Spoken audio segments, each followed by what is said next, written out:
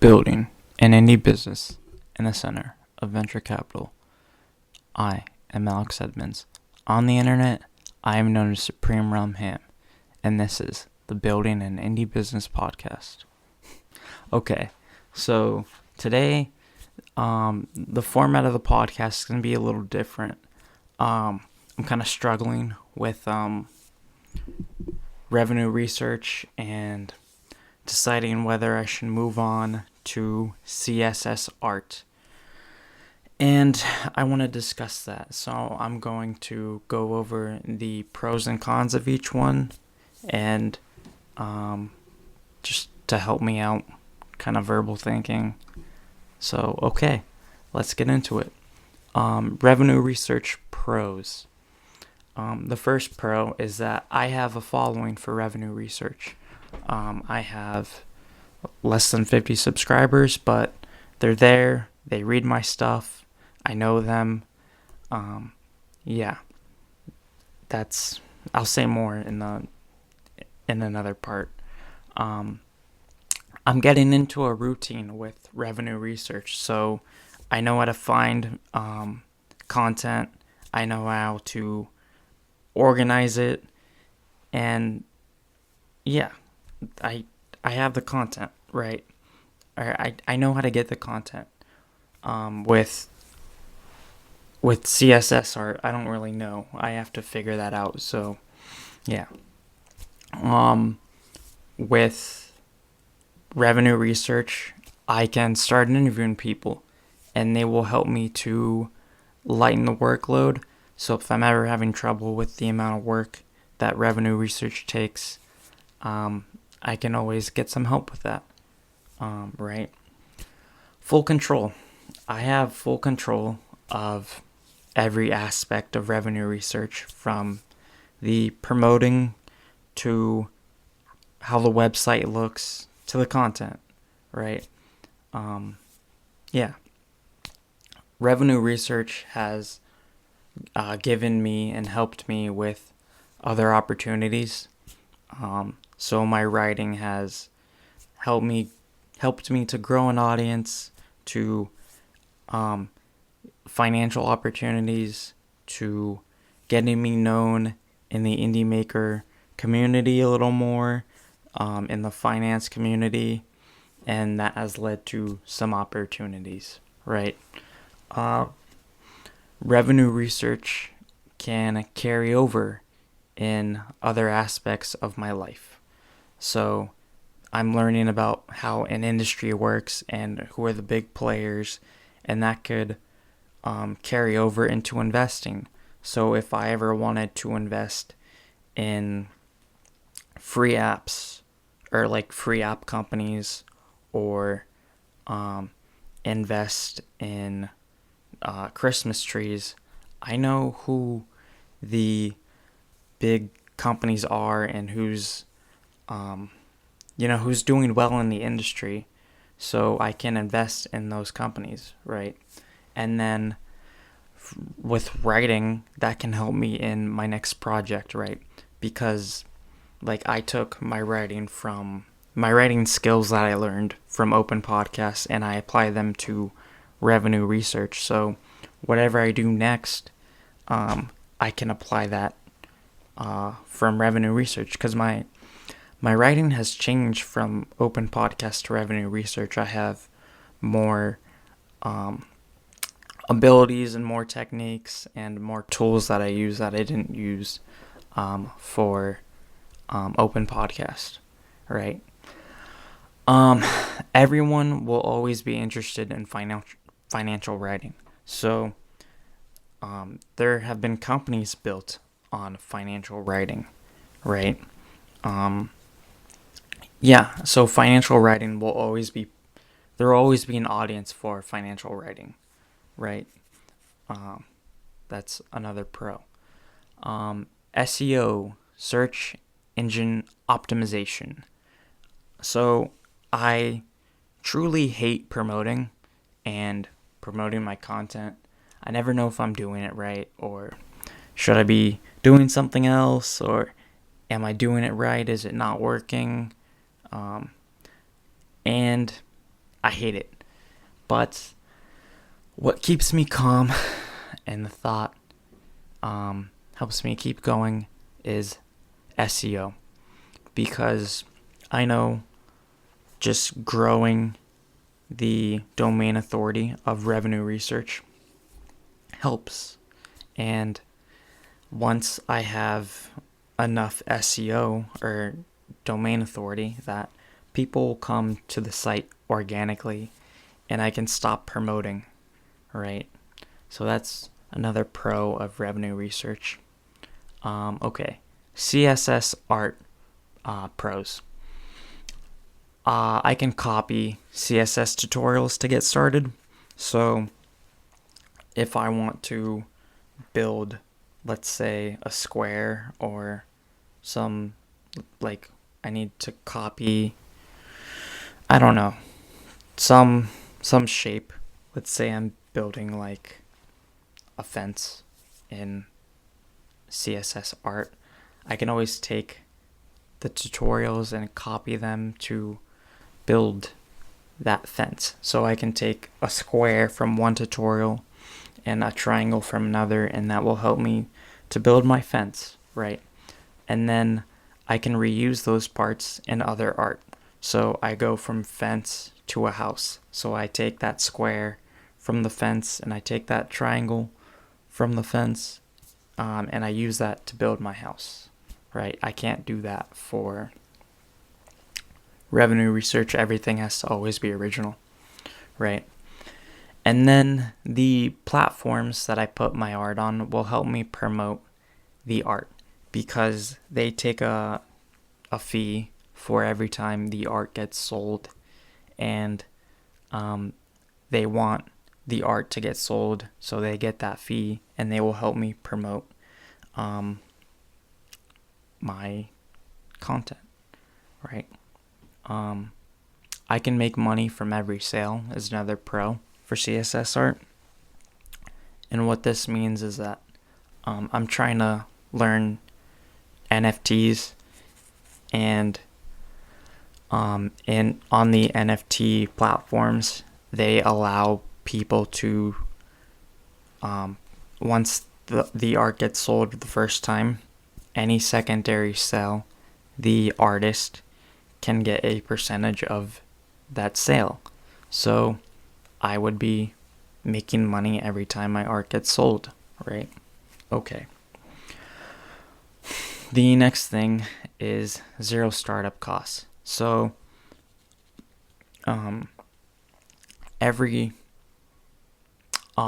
are platforms for CSS art or NFT art where I can just put up the art and it won't cost me anything. So that's another pro for CSS art. And finally, the last pro that I thought of was CSS art is a little more automated than other art mediums.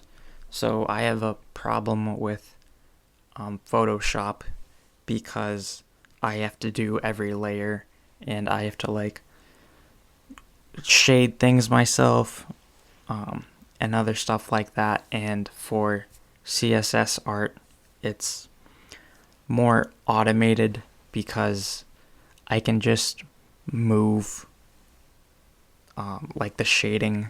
I don't have to shade it myself, so that helps me. I don't really have a steady hand, and that's why I have a problem with Photoshop. Okay. Revenue research cons. I always have to be creating new content, right? I talked about this a little bit in CSS Pros. Every part has to be original. I can't copy it from somewhere. And then I can't just keep writing the same things. I have to write about different industries. I'm able to take snippets, but I'm not there yet at a point where I need to be taking snippets, right? Another con of revenue research is that I need to promote the content myself. There's no one no platform that will help me to promote my content because I own everything, right? Yeah. Then I haven't monetized revenue research, right? And then when I do create detailed reports for sale, that's a one-time purchase, right? So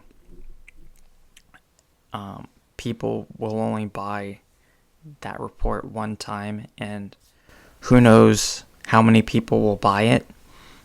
And unlike CSS art, I don't make money I do make money every time it's sold, but like for CSS art, the value of the art will get sold for a higher price, right? But with detailed reports, it's the one price. I could raise the price, but who knows if people will be responsive to that price increase, right? And the final revenue research con is that I'm still struggling with promoting my stuff, and it takes a couple months for SEO to kick in. So I'm still like just waiting for that organic traffic and not knowing whether I should change up my promotion strategy, right? Okay. CSS art cons. The first con is I'm starting from zero. I have very little skill in CSS, especially with creating shapes. I can do like a layout a little bit, but creating a fence is a challenge. I'm starting from zero in terms of shapes, and I have no audience. So I don't know if people will buy my art, right? I just have to try and keep trying. And because I'm starting out at zero, it will take me a while to get good at CSS art and a while to produce something that maybe someone will buy and grow a following, to get a following of people that are interested in my style of art, that they will buy my art, right? And then also with revenue research, I had an idea of what content I wanted to produce, and I was able to just jump in right away. I don't have that right now with CSS art. I'm kind of just like, hey, I'm interested in this, but I don't know what to create, right? I don't have any ideas, especially for style. I don't know what style I should use, right? Then another con of CSS art is I don't know how to incorporate the podcast. So for revenue research, I have my content that I need to create, and I use that the podcast to help me develop that content. So I have ideas in my head, and I use the podcast to shape my content, hear myself speak it out loud. I'll get new ideas while I'm on the podcast. So if you notice that on the podcast and versus the blog for revenue research, every blog post is a little different from a podcast episode. I'll either remove something that I didn't like from the podcast, or while I'm speaking, I'll get new ideas. And so that improves my blog posts, right? But I don't know how I can incorporate the podcast into the art, because there's not much like things I could talk about to help me shape the content, right? And I love doing the podcast. It's one of my favorite things. So I don't know how I could incorporate the podcast, right? Yeah. Another con of CSS art is that, so let's say I get people to buy my art. I get one person to buy it, right? And that's one person that will buy, not one person that will buy everything, but let's say I grow a following. I get 100 followers, and one of those 100 followers will buy my art as soon as I put it up for sale. I don't know when they're going to sell that art again, right? They could wait 2 weeks, they could wait a year. So creating income from the art might be difficult because I need to rely on the recurring income, right? Recurring revenue. And I don't know if I will get recurring revenue from the art, because I'll get that one sale, but I don't know if I'm gonna get recurring income. I guess if I create like a piece of art every week, then I will, but that resale has a lot of value, and I don't know if people will be reselling my art, right? And then another con is that it's hard to come up with ideas, right? So I don't even have the idea of what my style will be. So coming up with other art in that style will be difficult. I already know that from right now. Yeah. And then the thing with NFTs and their platforms is you can only use one platform at a time, right? And so for revenue research, I have all this control, right?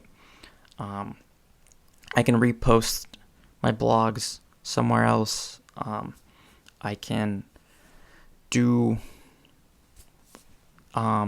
take my blog posts, and instead of posting it on the blog, I add it to another publication and get people to subscribe to revenue research. I can't do that with NFTs. It's one platform and one platform only, and that creates scarcity, right? So to put my art on a different platform or on two platforms, it kind of defeats the purpose, right? Okay. Another thing is, if you didn't know this about me yet, you should really look into how I talk about money and realize that I'm super cheap, admittedly, and I've spent money on revenue research, and I feel like by switching immediately and like going to another project, I am wasting money, right? So that's another con of CSS art. Okay. And then for CSS art, I'm getting help from the platform promoting the content, but I still need to do promotion, right? And I feel like to do a different medium altogether from writing to art, I need to promote my content differently.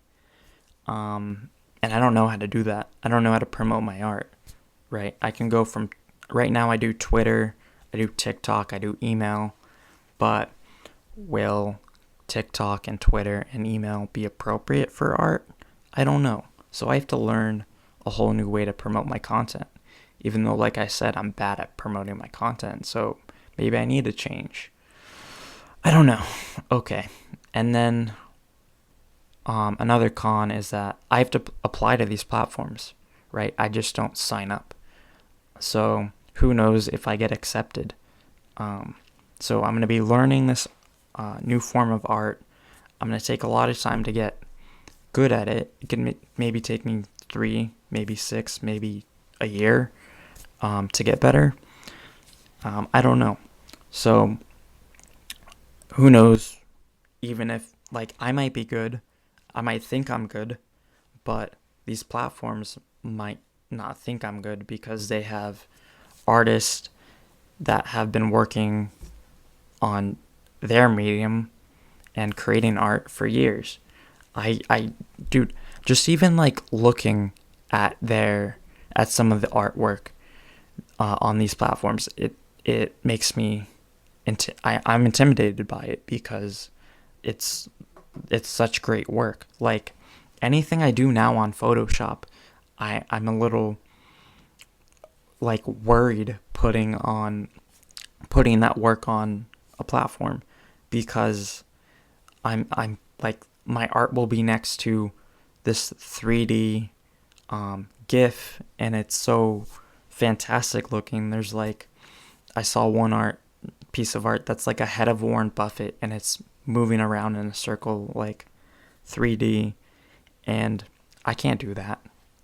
So why should I have my little like one-dimensional SupremeRumHam logo next to this really amazing piece of art that the artist probably took hours to create it, right? It's intimidating. Okay. And then the last con is that digital art might be a fad. And this goes along with that people always will want financial writing. So I could maybe take 3 months, 6 months to learn all this digital art stuff and CSS art, and then it's in a bubble, and then I start selling art at the 6-month mark, and no one's buying art in the 7th month because it's a fad. I don't think it is. It has a lot of value. Like NFTs and Ethereum, or on the Ethereum blockchain, are here to stay, but I honestly can't say that for sure. You never know. And then also, people see this as an investment, right? So investments always have cycles. So I could be working on this for 6 months, and people are buying my art, and then 18 months later, or let's say I start at 9 months, so 3 months later, people stop buying art, and they stop buying my art, and then what am I going to do then? I'm still going to create art, but no one's buying it, so I have to wait till the next cycle, right? It's not stable. And this is all just speculation right there. It could be stable, but I don't know. I know that financial writing is stable because it's a whole industry, right? There's the Wall Street Journal, there's Yahoo Finance. There's something stable that says, hey, this will be around for years. I don't know that for NFTs, right? Okay, that's all I have for this episode.